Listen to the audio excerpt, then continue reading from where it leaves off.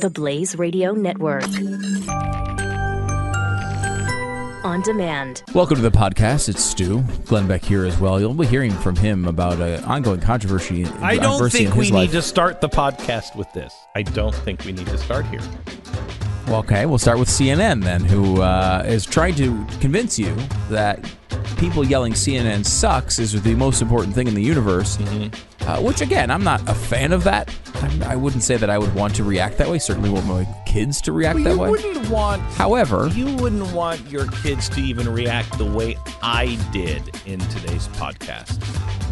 You were a little upset. I was a little. I'm tired of the hypocrisy. Yeah, the double standard is very difficult to deal with.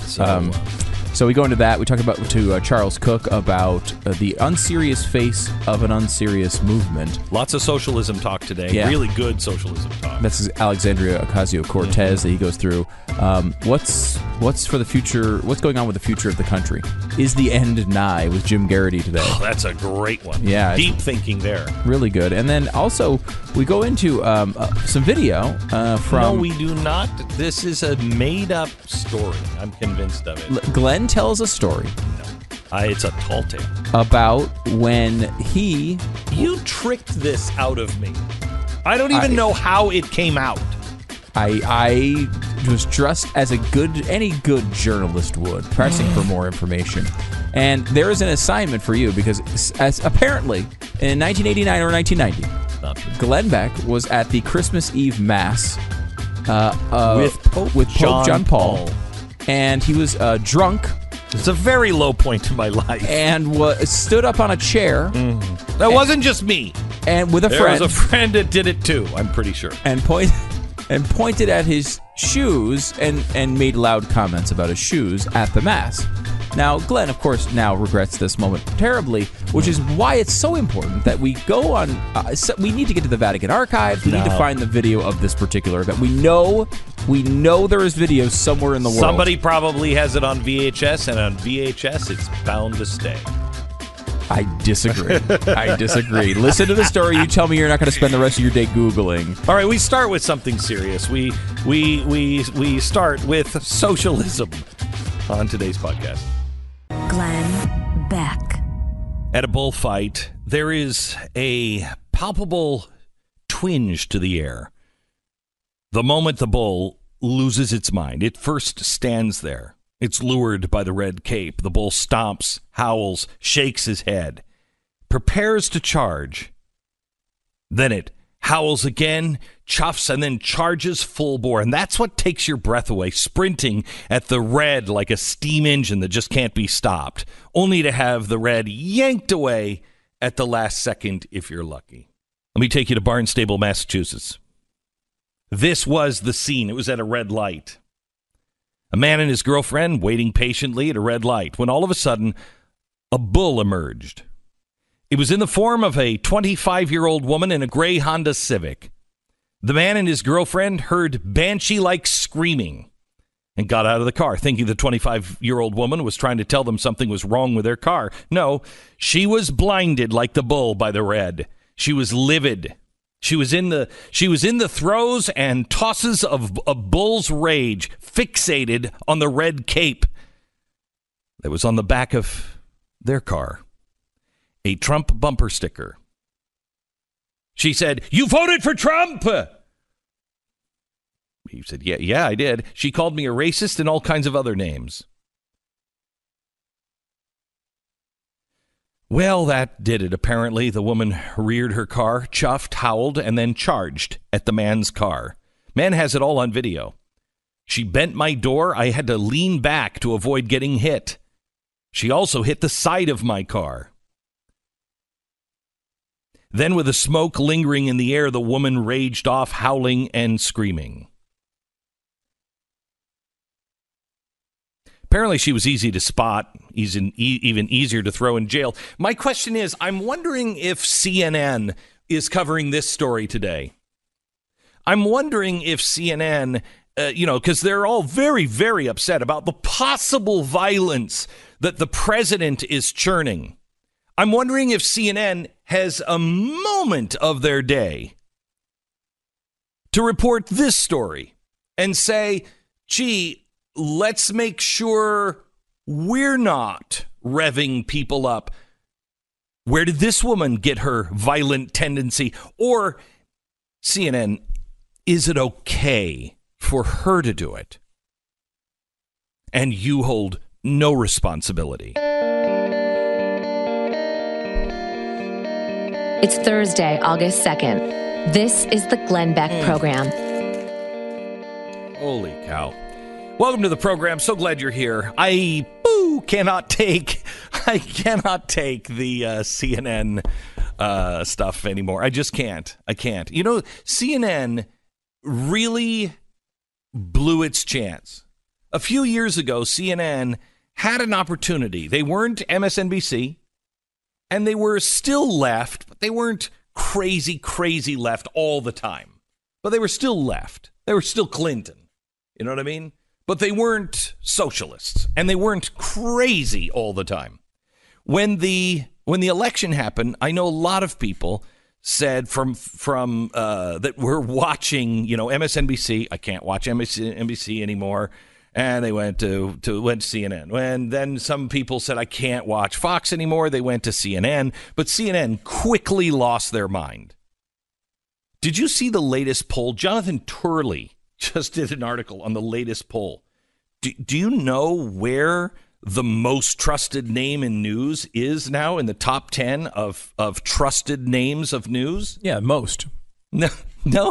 Well, if you count number 9, most. 9 out of 10? Number 9 out of 10.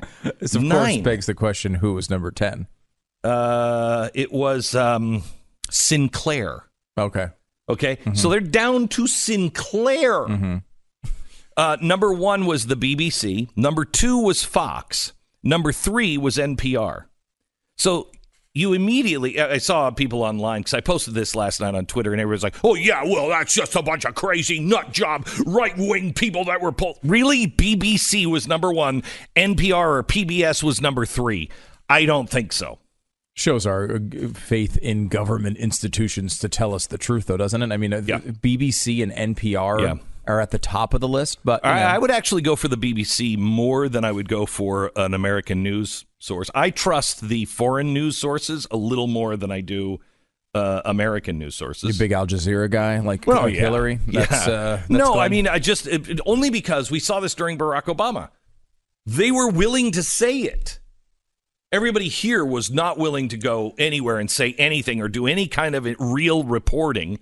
And remember, all of the real reporting on Barack Obama happened overseas.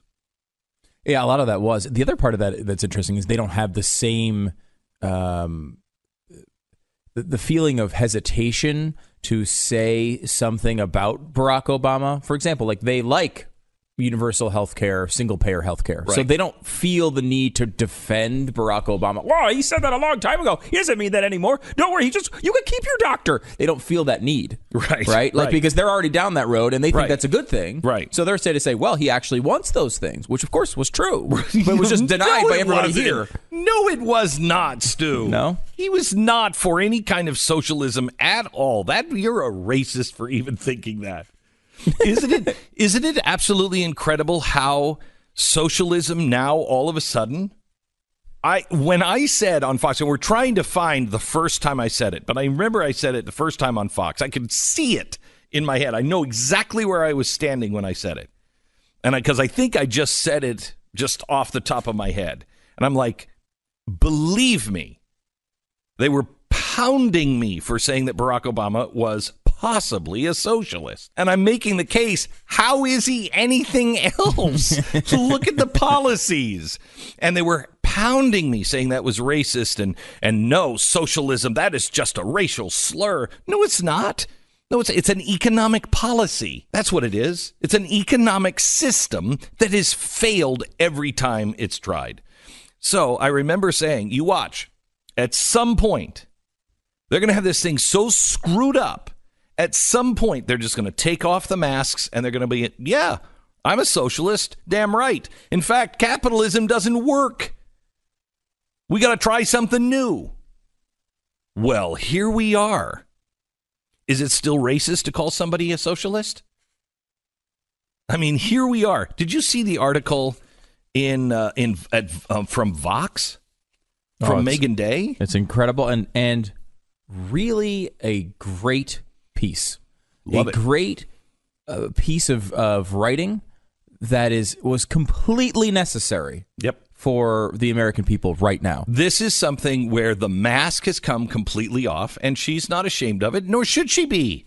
I'm not ashamed that I'm a constitutional capitalist. Why should she be ashamed that she's a big state socialist? So she writes a very honest piece, and let me give you the start. Alexandria Ocasio-Cortez, a Democratic socialist who won the New York primary race with New York gubernatorial candidate Cynthia Nixon. Nixon has embraced the political socialist label as well.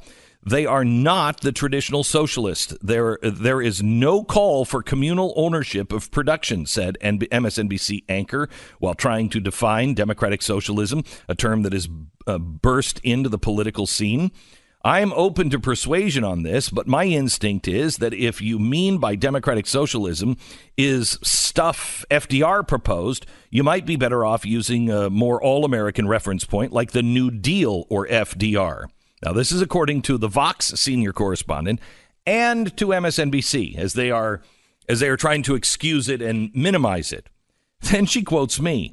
Democratic socialists will not be covered by the media as the radicals that they are, said Glenn Beck. They're going to be covered as innovative, millennial-friendly upstart with fresh ideas when they're really diet communists. That's a good way of putting it. Right. Okay, so the phrase, she says, is indeed everywhere. So what does it mean? And she starts to tell us exactly what it means. And in a very honest way. Again, this is in Vox. You can read it. We'll tweet it out from @WorldOfStew at Glenn Beck. She writes, I'm a staff writer at the socialist magazine Jacobin and a member of the DSA. By the way, have you ever read Jacobin? I mean, bits and pieces. I just read it 2 days ago. It is not anything like American philosophy. No. I mean, it is. And look, American philosophy is, I certainly appreciate it quite a bit. Yes, and I think I tend to go to the idea that it's a miracle. Jonah Goldberg's book talks a lot about that. Yep. But that doesn't mean it's the only philosophy. Right. And if you're going to believe something else, you should admit it. So she does. I'm a staff writer at the socialist magazine Jacobin and a member of the Democratic Socialist of America. And here's the truth. In the long run, democratic socialists want to end capitalism, period. In the long run, democratic socialists want to end capitalism. Mm-hmm. We do that by pursuing a reform agenda today in an effort to revive a politics focused on class hierarchy and inequality in the United States. Isn't that what's happening? Mm-hmm. We are seeing the end, as I've told you, we are seeing the end now of the progressive movement. It's still progressing towards this, but you're now getting to a place to where it is so juxtaposed to our system that everything is starting to break down. The gears are starting to grind because we're neither a capitalist society and one that follows the Constitution, nor are we a socialist or communist society. We're neither. And these two things do not go together. The age of reason and the age of postmodernism cannot coexist. And so we're at this point of choosing. And it's coming down on us pretty hard soon. Mm. Democratic socialists share goals with New Deal liberals, but they want to go farther. Pooling society's resources to meet people's basic needs is a tenet of social democracy, one that's been advocated domestically by much of the labor movement and by many of its political supporters among New Deal and post-New Deal liberals. This is a vision we share, but we also want more than FDR did. Many observers see groups like the Democratic Socialists pushing for policies like Medicare for All and decide that we must actually be something like New Deal liberals who are simply confused about the meaning of socialism. That's not true, period. Our goal is to rein in the excesses of capitalism for a few decades at a time, and we want to end our society's subservience to the market. Medicare for All is an instructive example. Winning single-payer health care in the U.S. would be enormous relief to millions of Americans. Many progressives and an increasing number of centrist liberals, hell, even a few Trump voters, want private insurance industry to be replaced by a single, comprehensive public insurance program. We want that too. But we also know that Medicare for All is not socialism. It would only nationalize insurance, not the whole health care system. doctors would remain private employees, for example, though under some plans they would be required to restructure their businesses and entities. Democratic Socialists ultimately want something more like the British National Health Service, NHS, in which everyone pays taxes to fund not just insurance, but doctors and hospitals and medicine as well. So it's the VA. Why do people have to go to the NHS? It's just the VA. That's what the VA is. Why do they have to go to the NIH? It's the VA. Everyone works for the government. The government calls the shots. They have eye care. You could get those really nice black glasses, which are coming back in style now. You know, if you're really, really woke, you can have the glasses that the government has been selling to veterans and people of the VA since the 1950s. It's wonderful. Why do you have to go to the NIH? NHS. Or NHS. Mm-hmm. It already is here. Well, all you want to do is expand the VA system. It's incredible. So why are Democratic Socialists not demanding an NHS right now? It's a good question, right? Mm-hmm. Because we currently don't have the support to push for and win such an ambitious program. Some people say that this is a Trojan horse, but it's not. It's right there. Mm-hmm. And he was only talking about single payer in that clip. They're saying here they want to go well beyond that. Of course, that is. Of course. They wanted single. Why did they want single payer? They wanted single payer because they want NHS. They want NHS here in America. And of course, I don't think that's the end step either, but that's a whole other situation. Social democratic reforms like Medicare for All are, in the eyes of the DSA, part of the long, uneven process of building that support and eventually overthrowing capitalism, period. These are not, I'm not making this up. This is exactly. I'd love to have her on. This would be great because you know what? She's honest. She's honest. I could talk to an honest socialist all day long. I have no argument with an honest socialist. I mean, I have lots of arguments with an honest socialist, but at least it's economic arguments. But I don't have any argument of, no, you're trying to twist the word. No, just be honest. Make a good case. At least then the conversation is worth something. Right. So much of the conversation you see on cable news is two people yelling at each other with their little agendas, and there's no attempt to get anywhere. Right. This is someone who actually is attempting to get somewhere. I believe in the Constitution, and I'm willing to have the constitutional argument. I'm willing to say the Bill of Rights. I'm willing to take very unpopular positions, and that is, we cannot regulate the guns. You can't.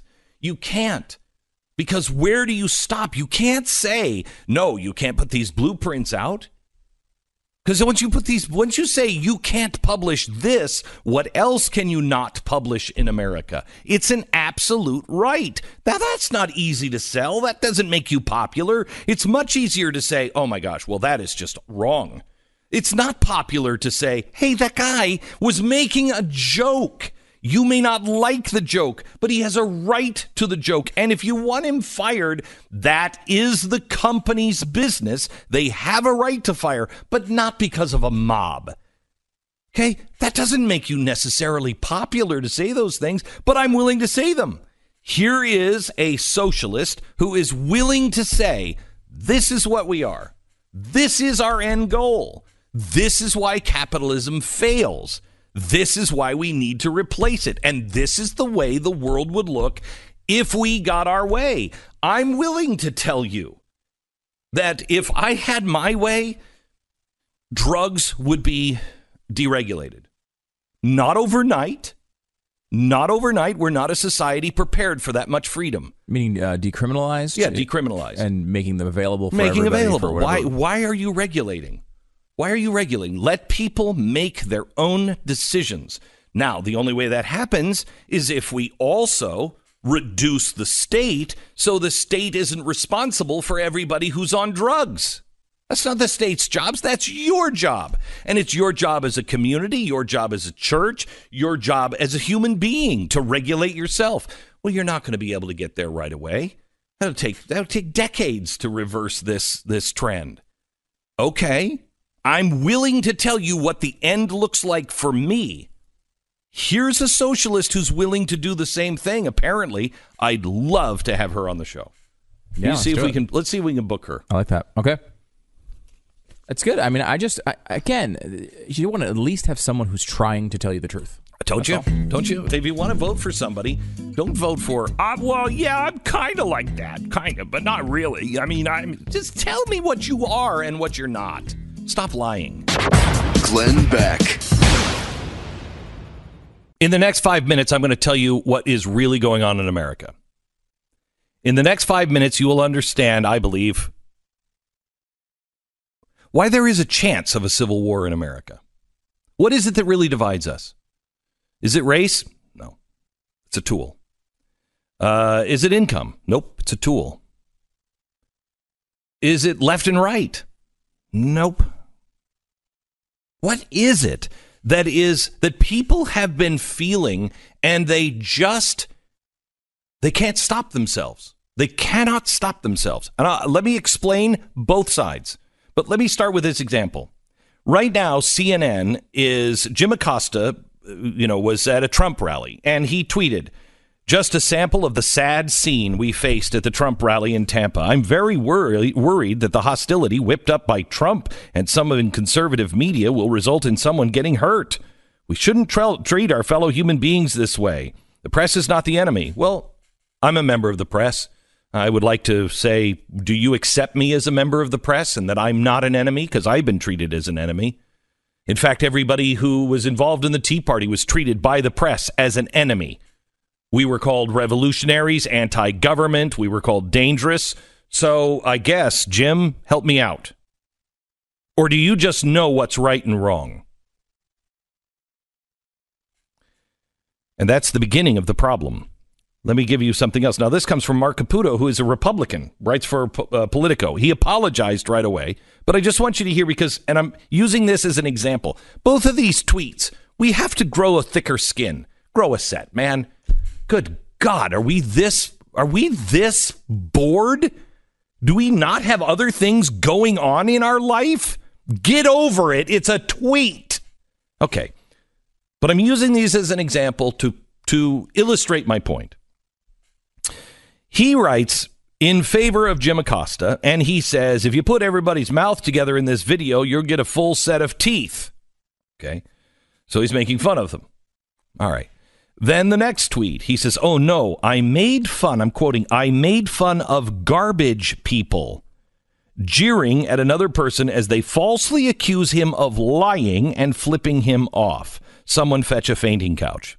Now, again, he's apologized for this. He's taken it back. He says it does no good to do this. It's divisive, blah, blah, blah, blah, blah. But it illustrates my point.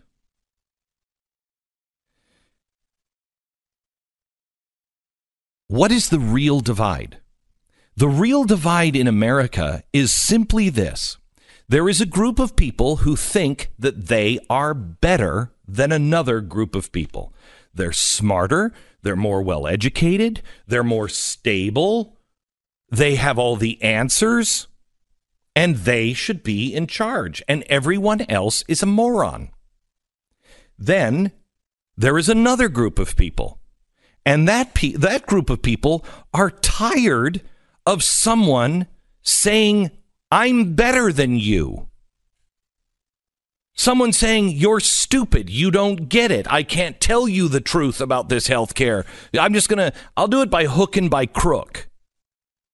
They're tired of being looked down on because they look differently, dress differently, live a different lifestyle, go to church. You don't go to church. It doesn't matter.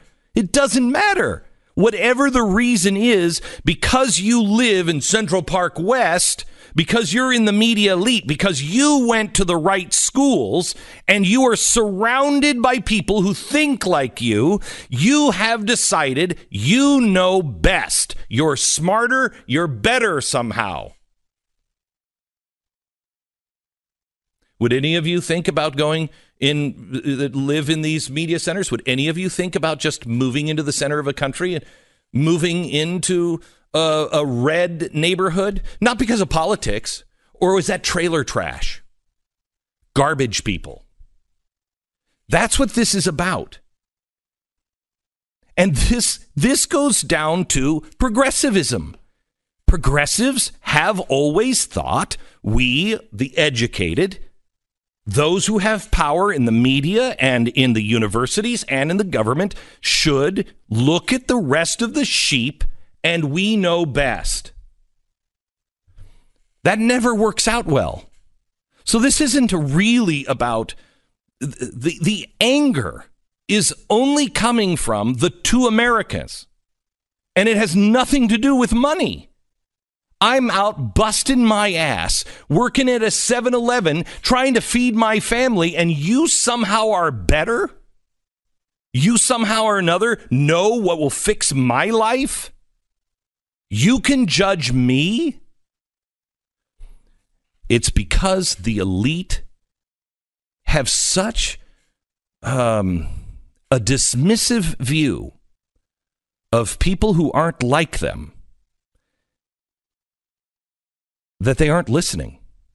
They can't even begin to understand it, and they don't care. Those people are stupid. They're garbage people.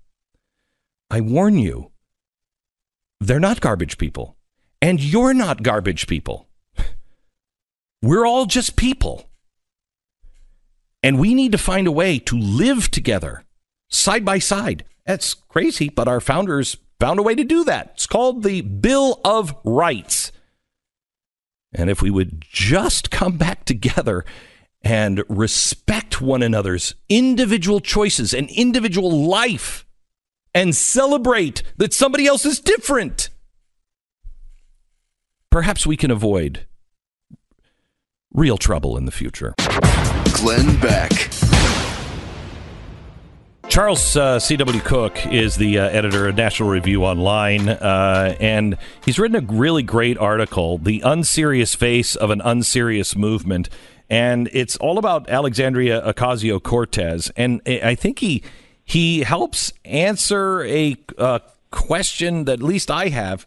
Well, how does somebody go through and have 2 degrees, one in foreign affairs and one in economics, and then not be able to answer any of those questions as she is doing? Welcome to the program, Charles. How are you?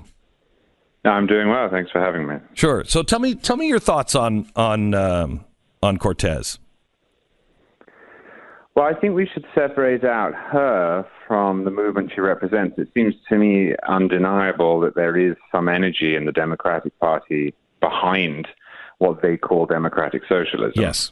And this is certainly going to come to the fore in the 2020 Democratic primaries, even if it's glossed over now because there are so many seats in play. You can custom build your candidate for your area. You can't do that in a presidential election. And as we saw in 2016, Bernie Sanders does represent a growing contingent on the left. That, of course, is a separate question from whether she is any good at her job, and the answer to that is no, she's not. Now, people have asked me, well, why do you care? Why did you bother writing about it? And the answer is because they care. They're promoting her. She's running up and down the country in different jurisdictions in which she's not running, Kansas, for example, making the case for her ideology and endorsing and supporting candidates. She has been chosen as a young face of a facet of our politics. She's making videos with Bernie Sanders. She's doing the rounds on the Sunday show. She was on firing line. She's being name-checked everywhere. So it would be a bit ridiculous to ignore her. And I hope that the public doesn't ignore her because she's not actually a great saleswoman. No, she's really not.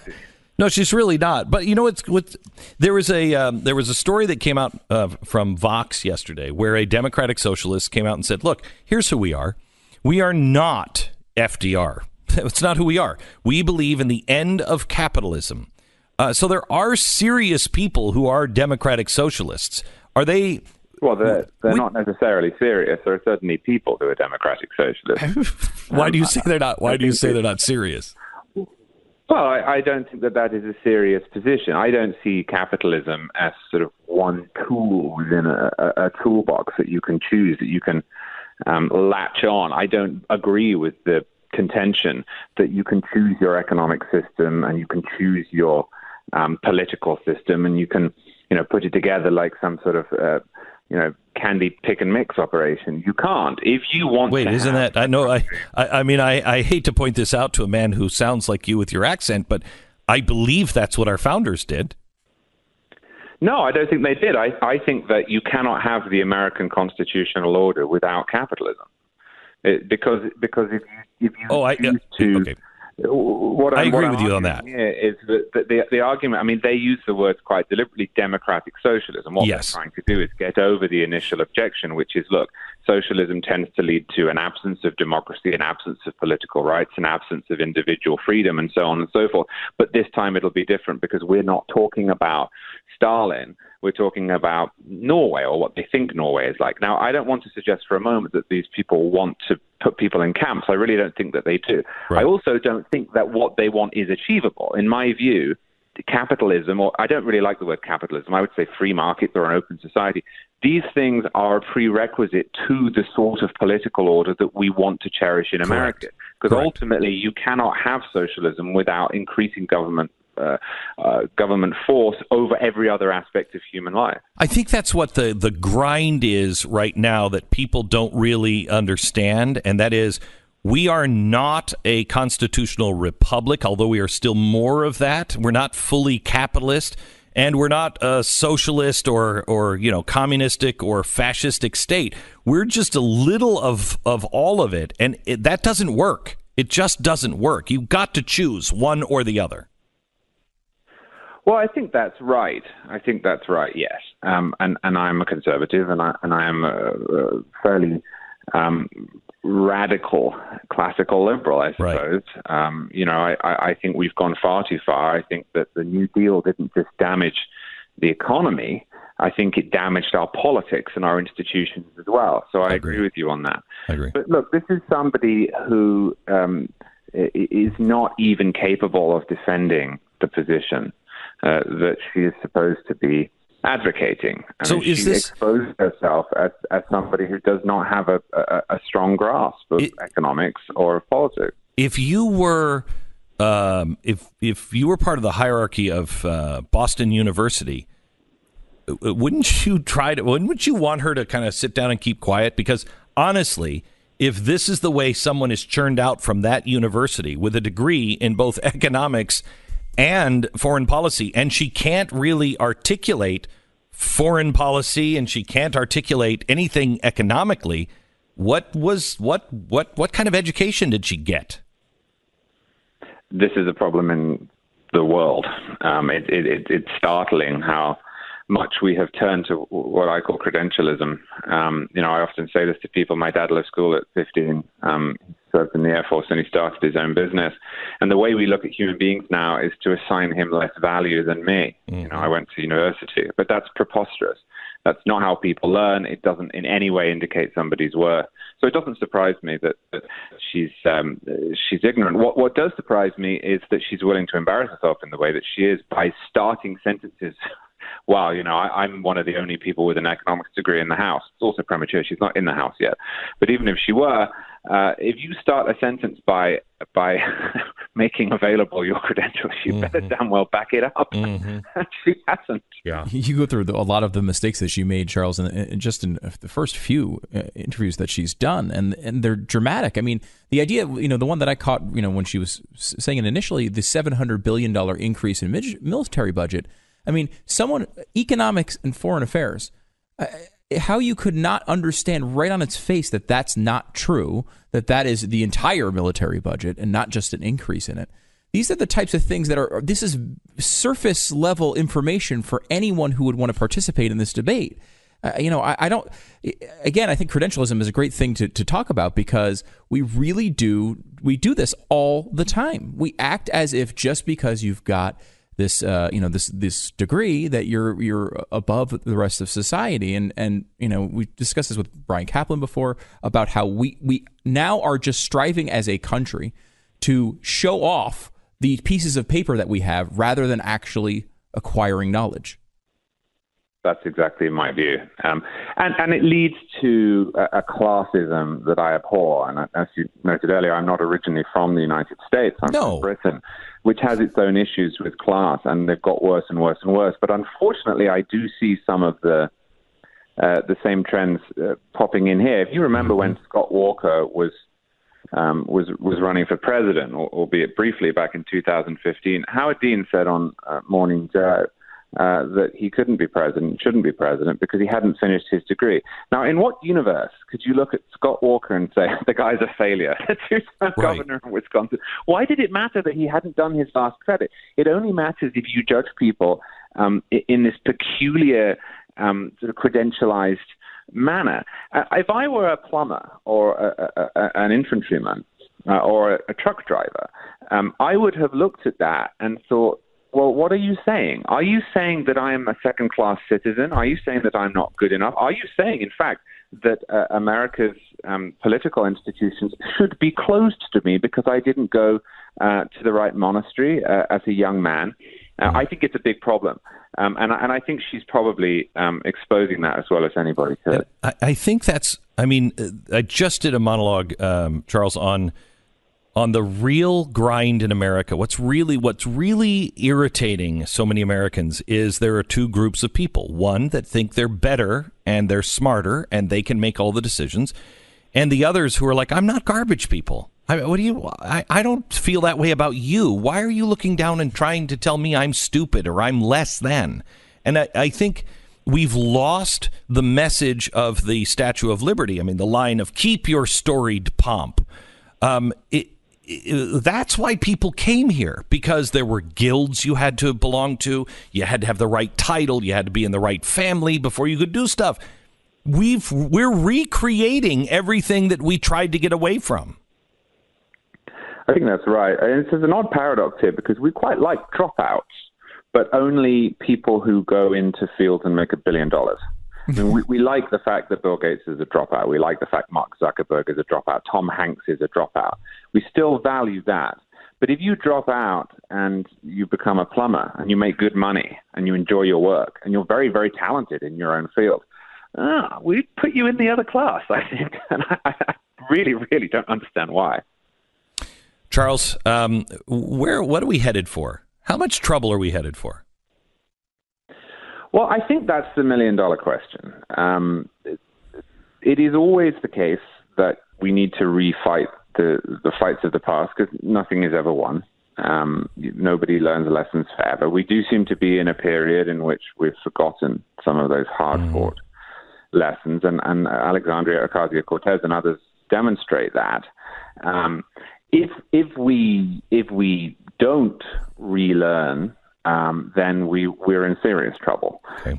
But I'm hopeful that we will, and I suppose I have to be given my job and what I do for a living. I believe that we can win, because we are right, and we're more in touch with human nature and reality, I think. Charles, thank you very much. Charles C.W. Cook. You can follow him at Charles C.W. Cook with an E. Thanks, Charles. Glenn Beck. A few great articles in National Review, but Jim Garrity has written one that, of course, the headline just caught my eye. The end is nigh, and now I have to read it. But I was struck by this article on what he's thinking about on problems. He's thinking deeper than, I'd say, 90% of the deep thinkers in America that talk about politics. Maybe 99% on some of the things that are coming our way and the solution for it. Jim, how are you? Glenn, it's good to chat with you again. So let's go over the things that keep you up at night that were in this article. Sure. It was actually Tyler Cohen, who writes for Bloomberg, kind of wrote his worries about American decline, and he hits a lot of the points that I think most people think about: slowing economic growth, addiction, entitlements, and globally dominant China, and all that kind of stuff. And it was a perfectly fine list. But when I thought about what keeps you up at night, and oh, by the way, I hope everyone doesn't stay up at night and they're not, having too much caffeine late in the day or anything like that, I realized that what worried me was kind of a different list, and probably most notably in things that seemed like good developments at the time. Mm-hmm. Virtual reality and games and all the different ways that we can kind of immerse ourselves into something. And look, I say this is a guy who enjoys going to the movies and all this thing as much as the next guy. Glenn, I don't know if you've ever played the game Civilization. But I had a version of it a couple of years ago, and it's the sort of thing where you sit down in the evening and say, "Oh, I'm going to play a video game," and you look up at the clock and it's 3 a.m. Right. That sense right. of you can lose yourself in this. And I kind of worry that once we really get virtual reality going, once you can put on those goggles and feel like you're in a totally different place, making out with a movie star, being a race car, any of that kind of stuff.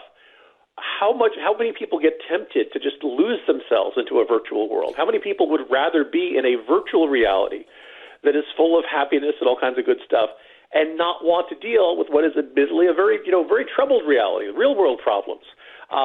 Jim, but when this becomes, sorry, go ahead. No, I was so pleased to see you write about this. This is something that has been on my mind for almost a decade now, and it is you just can't tell me human nature. Why? For instance, Japan. They're having a hard time because sex dolls, sex robots are just going to zero population growth now. When that's actually good, or when that's actually virtual reality at its apex, why would anyone date?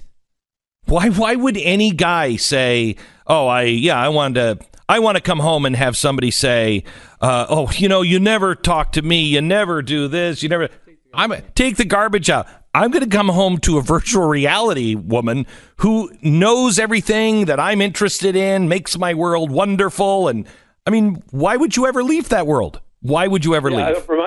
Back in the late 80s, I remember comedian Dennis Miller doing a joke that said, "Man, the day that technology allows you to make out with Claudia Schiffer, it's going to make crack look like Sanka." Yes, true.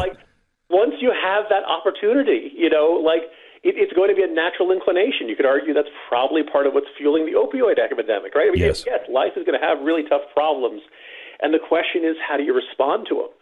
And it's kind of tough to begrudge someone for wanting that escape, whether it's drugs, whether it's booze, whether it's a virtual reality. But I look at this, the technology is going to greatly outpace our ability to have good judgment with the technology. And, that could be very big problems. And the other thing is that I realized there was kind of a common theme that ran through a lot of these. I went through the usual concerns about terrorism. I also worry about how terrorism will affect us. But I also noticed, Glenn, I think this is really right in your wheelhouse. You look over the last couple of years, you see homegrown ISIS wannabes, the alt-right, the nut jobs. I use the term Charlottesville nut jobs, and I had a few readers say, no, Charlottesville people are nice. It's the nut jobs who came here last summer. Yes. Nut jobs who came to Charlottesville, not the people of Charlottesville. Right. Incels, which kind of ties into what you were saying about Japan. Columbiners, which are these deeply troubled young people who kind of get obsessed with, and all of them collect this list of grievances. Life has not been fair to them. Life has been, and maybe it has, but they come to the conclusion that the only real way they can deal with it is to lash out, and usually through violence. And I just think, man, the world has never lacked angry young men. And the internet and the ability to kind of get sucked into this online culture that nurtures those grievances. Instead of saying, hey, snap out of it, suck it up, your life is tough, you can still do great things with your life, stop whining. Instead, you get this message of, oh, no, you're right. They're out to get you. They are holding you down. None of your problems in life are your fault. You don't even have to go to the nut jobs. Look how outraged we are at tweets. We go apoplectic. Yeah. And it's just this nagging, I was thinking about I'm sure you're probably discussing your program, Permit Patty, the crazy woman out there who called 911 because there was a child selling water on the street without a permit. Yes. I know you see we get a lot of these stories of people calling 911 over really mundane problems that you figure most grown adults could work out. The case in Maryland where the kids who were unattended and somebody called 911 over them. We've really turned into this perhaps increasingly paranoid sense of regarding our fellow citizens with suspicion, seeing them as threats. Stranger danger, as we taught our kids, and all of a sudden we treat, kids end up with like a ton of emotional issues and wariness around strangers and stuff. What happens when that happens after, God forbid, like another 9/11 style terror attack, right? Or God forbid, chemical, nuclear, biological, any of that kind of stuff. I do worry the sense of the American people might lose their traditional if not friendliness to strangers, then even, let's just say, cordialness to strangers. That's when we change. That's when we permanently change. The thing that has always been different is, I mean, Einstein, one of his letters on America and why it was different was because the Americans were always looking forward. They were always looking for the best. They accepted the stranger and brought them in, and they were warm to them. That's unique to America. Yeah, and it's one of those things where you see the corseting of our culture, the deepening of our divisions and things like that. And then you kind of wonder, this is a bad situation. And Glenn, I'm writing a piece on what's going right in the country, an optimistic counterbalance to yesterday's column. This is actually, all things considered, pretty good times. Unemployment rate's fairly low. Crime rate is low, historically speaking. Teen pregnancy, abortion rates, almost every measurement you do, we're actually in pretty good times right now. Now, maybe it doesn't always feel that way. Maybe you look at the news every day and you're like, ugh, what has he said today? Sense of exhaustion and frustration and all that kind of stuff.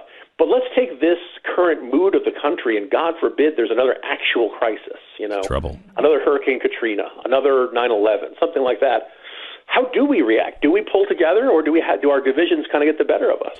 Jim, do you think the idea that we actually are in pretty good times right now is part of the reason why we are constantly overreacting to these little things like tweets? We're kind of working on this premise here of Glenn's new book, Addicted to Outrage. And it does seem like part of the reason why we get so fired up and are so angry about such nonsensical things is because times are good and we can't find real problems. We're constantly searching for the outrage. Yeah, one of the points I made in the column, and I've been thinking, really chewing over back and forth over the last couple of weeks. So one of the lessons of my lifetime is that, the 9/11 teaches us that a problem that seems very far away and isn't really something we have to worry about. There's this nut jobs in a cave, and they got funny names, and they say they're declaring war against the United States, and what the heck are these going to do? They're just a bunch of guys with box cutters, and one day they change the world. Mm-hmm. And this sense of that 9/11 taught us this really horrifying lesson of something that you think you don't have to worry about can suddenly be the worst thing in the whole wide world. And so now I think there's a kind of it taught. Then you have fine. Well, at least Enron is safe. At least my investment's there. Yeah. At least I can trust the leaders of the Catholic Church. At least Bill Cosby is on my television to tell me everything's going to be okay. Right. Yeah. We've had the rug pulled out underneath us a lot of times. Right. And Lehman Brothers, it's one big fancy bank on Wall Street. If that goes down, what's the worst that could happen? So we've had enough experiences in the last 2-3 decades or so to kind of make us a little bit paranoid that a small problem can turn into a big problem. Now, sometimes a small problem is just a small problem. I don't think that every coarse tweet has to turn into a federal case or get someone fired or get the full Kevin Williamson treatment or something like that. But at the same time, there's this sense of you could understand us being a little gun shy when you're being told about scandals from the likes of Matt Lauer and Charlie Rose. So we're talking to Jim Garrity, National Review, and he's got a new article that's really, really good. The End is Nigh. You should read it. The scariest thing, you lay out some really frightening things, but the scariest thing is the last paragraph. 1 in 6 Americans express approval of having the Army rule. More than 40% of wealthy Americans support the idea of a strong leader who doesn't have to bother with Congress or elections. Only half of Americans know that the First Amendment protects freedom of speech. Half of us are arguing about what the laws ought to be based upon the Constitution, and the other half of us are arguing what the laws ought to be based on how our gut feels that day. Our unum used to be the Bill of Rights and the Declaration of Independence. There were certain things that we held self-evident, and they were unchangeable. And that's what brought us together and made us a melting pot. But we've destroyed that. We don't know it. Our education has been subverted, and there is no civics lessons anymore. That's the real key to fixing this, isn't it, Jim? I was going to say, I think that's a big chunk of the root of the problem. And people have been saying it for a while. We all remember the Jay Leno segments where he would talk to people on the street and show them a picture of the vice president, and people have no idea who it is. And then he would say, he'd do some sort of, advertising jingle, and of course they remembered that perfectly. Yeah. But again, I think those civics classes gave us a common frame of reference, and that sense of okay, so if I want to enact a change, I have to do it within the constitutional framework. I have an executive branch, a legislative branch, and a judicial branch. If I want to do this change, it's got to be consistent with the Constitution. I got to build a consensus. I got to, and all this kind of understanding of the rules. And there's kind of this, you saw this yearning, and sad to say, and I know you talked about this a lot, Glenn, this is not a partisan problem. There are plenty of people left, right, and center who just going to have this instinct of, well, there ought to be a law. And they don't even really want to think through the process of how you'd get that law passed, how it would be enacted. Yeah. This whole thing with the 3D printing has driven me out of my mind in the last couple of days. We're not even talking about the Second Amendment yet. They're talking about a violation of the First Amendment. It's illegal. It will be unlawful for you to knowingly publish, fill in the blank, I don't care what it is, a recipe for smallpox. You don't do that in America. You don't say it's unlawful to publish anything.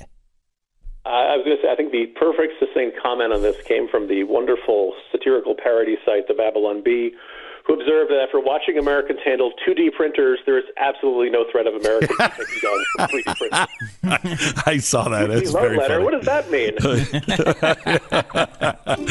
Jim Garrity from National Review. Thank you so much, Jim. Appreciate it. Glenn. Take care. You bet. Glenn Beck. Like if they were the Pope shoes, because those always are very fancy. Pope shoes are fancy? I know Pope hats are fancy. Yeah, the shoes are pretty fancy, too. And the only reason why I know that is because of a drunken mess I was one Christmas Eve, at the Vatican with the Pope, and ended up with me standing on a pew pointing at his shoes going, look at his shoes, man. His shoes are fancy. Wait, do we have a new story alert? We should probably not dwell on that story. No, anyway, I've never heard this. I think we need to move on. Wait, we need to move on here. Wait, is that a dream? That was a real story. It's not a proud moment of my life, no. It's Thursday, August 2nd. This is the Glenn Beck Program. But we can make it into a proud moment of your life right now. No, I don't think you can. It also involves talking nuns out of their tickets to midnight mass. I was 20. I was maybe 25 and maybe 45. No. Okay. I was definitely in my 20s. Okay, and it's not one of the prouder moments of my life. And I was with a friend, and the story ends with a very terse phone call from his very Catholic father, who was happening to watch midnight mass that year from Chicago, and he called his son and said, "Was that you and Glenn standing on the chair, pointing at the Pope?" And all I remember was saying, "No, I don't know what he's talking about. What are you talking about?" It was very. It was. I don't want to hear anything else you're about to say. No, we got to go on to other things too. We just have to go on to other things. Don't act like this is a responsible broadcaster thing to do. You just don't want to tell the story. How have I never heard this story before? I don't know. It's not one of those that you pull out like, hey, I just won an award. This is not one that you pull out of the bag. So I was, you want to do this or do you want to go? I mean, we have Addicted to Outrage to play. We can only do one. What's it going to be? You're trying to get out of it. And I'm that's just fine. saying. I guess it's your personal story. You make the decision. I'll go either way. I mean, I don't think there's a question here. I want to know what happened to you at the Vatican on television. Apparently, is there footage of this? Probably at the Vatican archives. Yeah. Okay. So it's, I don't know, the mid or late 80s, and probably 1989, I think. And I had gone over to do a USO thing on an aircraft carrier. And then I decided to take a few weeks off and just hang out in Italy and Germany and just kind of, do what 20-year-olds do, I guess, drink. And so I stayed there, and this is really the beginning, I think, of my alcoholism, because if you travel Europe, especially Italy alone, and you discover how good red wine is, they serve it by the bottle. Mm-hmm. And so every meal is another bottle of red wine. So my friend joins me in the last week, and it's Christmas week, and and he's very Catholic, and so he says, I really want to go to Christmas Eve Mass, and I said, well, I think you need a ticket for that, and we don't have tickets, and he's like, crap. So we spent all Christmas Eve, just drinking. And, and just kind of going around and just being, Christmas jovial Americans. Okay. And so about 9:00, we're completely hammered. And he says, you want to go? You want to get in? And I'm like, to the Mass. Yeah, we're in St. Peter's Square. It's packed. Mm-hmm. And I'm like, how are we going to get in? He's like, I have an idea. So he leaves. About 20 minutes later, he comes back, and he's like, I got him. And I'm like, what do you mean? And he's, I got 2 tickets. It's like right up front. And I said, how did you get 2 tickets? And he said, I talked these 2 nuns out of their tickets. I said, you what? He said, no, I'm feeling bad now. I'm hammered, and I'm feeling bad. I'm like, you shouldn't have talked to the nuns out of it. He's like, they come all the time. They see the Pope all the time. This is our one chance to see the Pope. And I'm like, this is fantastic. Are you sure the nuns are okay? And he's like, absolutely, they're okay. And I'm like, okay, because if they feel bad, I'll feel bad. But if they don't feel bad, I'm going to see the Pope. So we go in. And you wait, and you wait, and you wait, and you wait, and you sit, and there's nothing to do. And you're like, this is really kind of slow. And then the Pope comes in, and the music starts. Everybody stands up, and it's usually very, very restrained. I would think it would be restrained, yes. But we decided because we were about 5 or 10 people away from the aisle. And the Pope was coming, and we couldn't see past the people that were there. So we got up. You wanted to solve a problem. Yeah, we got up on the little folding chairs. And stood on the folding chairs, and he started saying, it's the Pope. And I'm like, I can't believe it's the Pope. It's the Pope right there. And he's like, this is incredible. And I said, look at it. Look at his shoes. Even his shoes are Popish. Look at that. It was, Popish? Well, they were like, I don't even know anymore, but they were fancy shoes. They were like, I don't know, red and either velvet or something, and they had Pope signs or something on them. I don't know, but they were fancy shoes apparently, because that's all I really remember was like, look at his shoes. Were they blurry to your eye? Was everything blurry to your eye at this point? No, for some reason, I can see all of it. Unfortunately, not from my perspective. Somehow or another, my memory is from like a bird's eye view. It's like God gave me a little extra gift. I'm going to make sure you see this the way I saw this. Okay, so you've now stood on a chair and pointed at the Pope's feet, and you think this is over at this point? Did they kick you out? Nothing happened? No, not exactly. No, I mean, I don't want to, let's just say this. 2 days later, on the good side, 2 days later, we were flying home. And we're walking down the streets of Rome. And, there's all these shops that priests shop at, and they have the cassocks and all that stuff. Mm-hmm. And, we're flying coach. And my friend is a really good con man. And he said, "You want to fly first class back?" And I said, "How are we going to do that?" And he's like, "I got an idea. Come on with me." Oh, no. And so we get to this store where it's all the, stuff for, bishops and stuff. And but to my credit, I said, "No, this is going too far." And so we didn't do it. Although he wanted to dress as a bishop to get moved up to first class. Yeah. Mm-hmm. Yeah. Or just a couple of priests. And we didn't do it. That's good. That's a good choice, Glenn. That was a good choice. And then we I wish I could tell you that the story ended with us in coach all the way back home. But it doesn't. Oh my God. It doesn't end in coach. And I don't think we got on the plane, and my friend had to go to the bathroom. And as just about, after the plane, reaches altitude,